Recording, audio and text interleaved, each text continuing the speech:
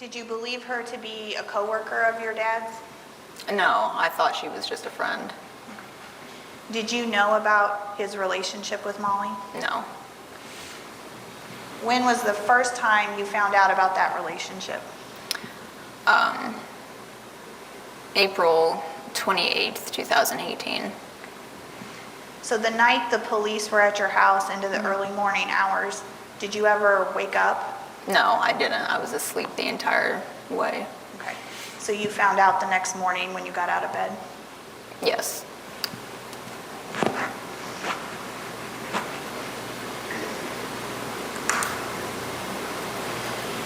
To your knowledge, does your mom or did your mom know about the relationship? No. Welcome back to Court TV Live. I'm Julie Grant. It is time now for your daily sidebar. I'm joined by my wonderful colleagues, Court TV anchor Ted Rowlands, Court TV legal correspondent Julia Janae, and our guest anchor, Judge Ashley Wilcott.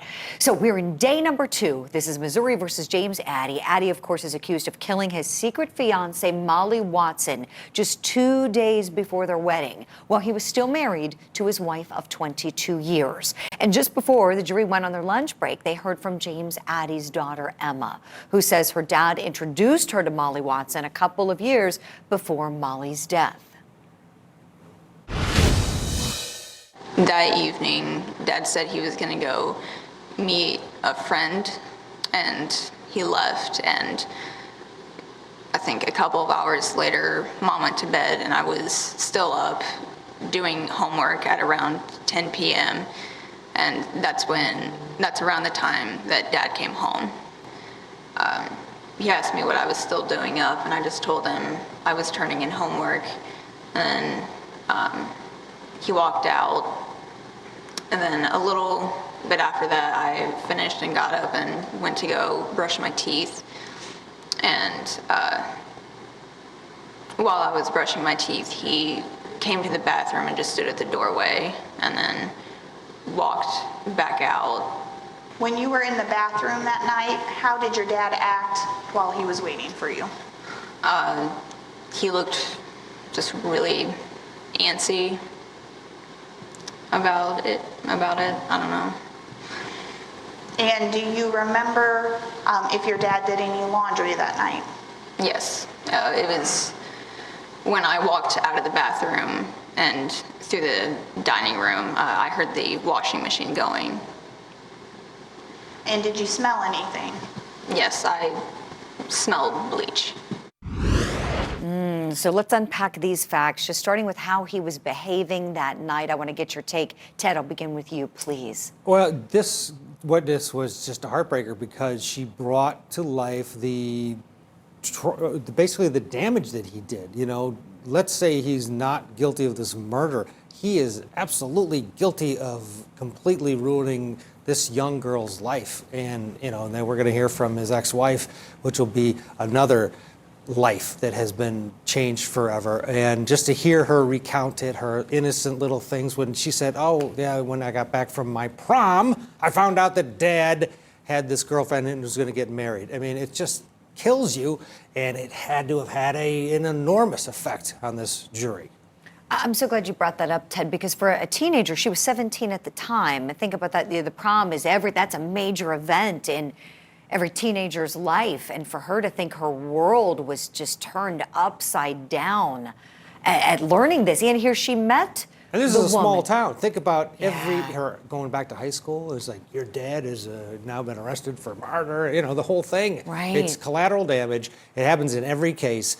But when a child comes up and talks about that damage to a jury, it's powerful. You're right, Ted, it sure was. Judge, what did you think of Emma's testimony, please? Thanks, Julie. Ditto what Ted just said, absolutely. But I have to say, the one thing that if I were the defense I would be thinking about is her description of how her father was acting, standing in the doorway while she was brushing her teeth.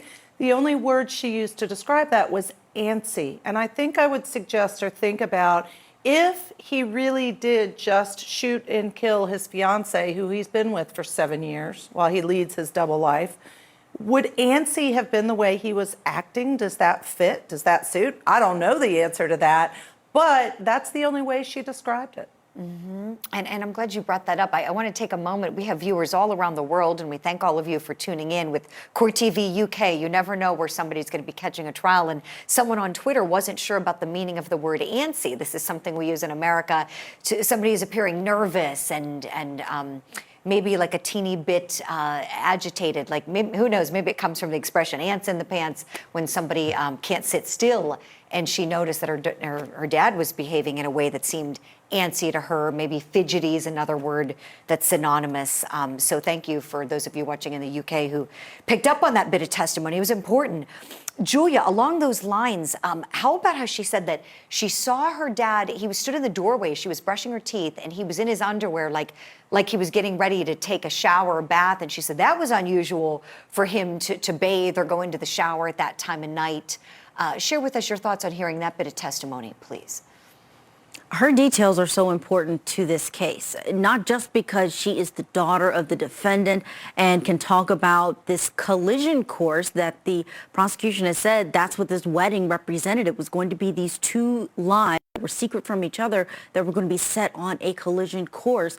But she also was talking about the movements of her father that night and him standing in the doorway, him taking the shower, him then doing laundry and her smelling bleach. On a typical day, that may just sound normal, but because we know that there was a woman who was murdered, who was in his life just hours before, these are buzzwords. We know this jury, our producers there in the courtroom and letting us know that this jury was watching not only the witness, but they were going back and forth between the defendant and the witness, the daughter on the stand, watching that emotion and reaction, which we know James Addie had a very visible reaction to his daughter on the stand. Oh, definitely. He was crying. How about that moment where he is wiping his face right after his name was called? He grabbed a tissue, pulled his mask down a little bit, lifted up his glasses, and was dabbing the tears from his eyes. Just hearing her name, she hadn't even said a word yet. This is that moment. I'm sure you all picked up on that as well. I have a clip now I want to play, and this is going back to some testimony that came in before Emma's, and that was from the investigator who found that T-shirt. We know Emma's testimony, not only compelling emotionally, but also from an evidentiary standpoint. I mean, she's the big link to something that was found at the crime scene. Let's play that clip from the investigator now. When you located this T-shirt, can you describe how you collected it? Put gloves on my hand, and I went and picked it up, and then I brought it around to the front of the vehicle and showed it up to the headlights, and it looked clean to me, so I just folded it up and put it in the back of my vehicle. Was it secure in your vehicle? Yes. And at some point, did you place it in an evidence locker? Yes. And eventually turned it over to Tony Coleman? Correct. And that's another deputy who was responsible for packaging it as evidence? Yes. That T-shirt, a very important piece of evidence. Ted, give us your thoughts on that. How much of a key to the case do you think this is going to be? Well, we don't know yet if this was a T-shirt that possibly the defendant gave to Molly, or if, because it was found with the cell phone, or if it was a T-shirt that he was wearing, and that I think is the implication from the state, that he was wearing this T-shirt, he got rid of the T-shirt along with her cell phone, and investigators found it.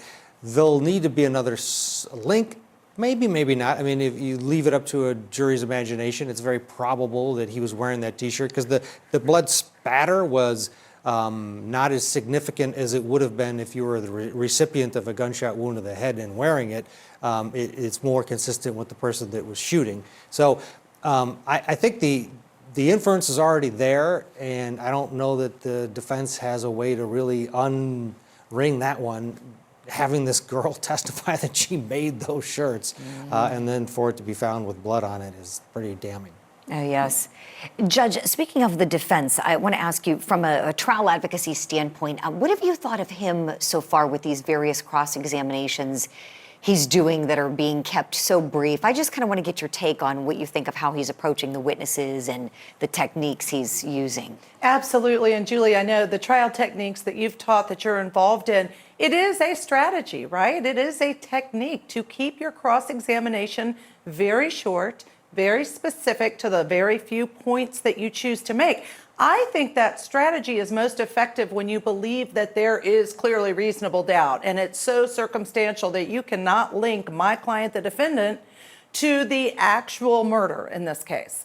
And it's a risk. I don't think it's good or bad. I just think it's a purposeful, deliberate strategy being used by defense counsel. Right, right. And we have to take a break, but quickly, Julia, any intel? Do we think it's going to be the wife of James Addie who's going to be called next? We know she is on the witness list, and if you go by the order of the witnesses that they provided to us, she would follow her daughter, but they've skipped around a bit, so we don't know for sure. But it is possible that we will hear from her before the end of the day, Melanie Addie.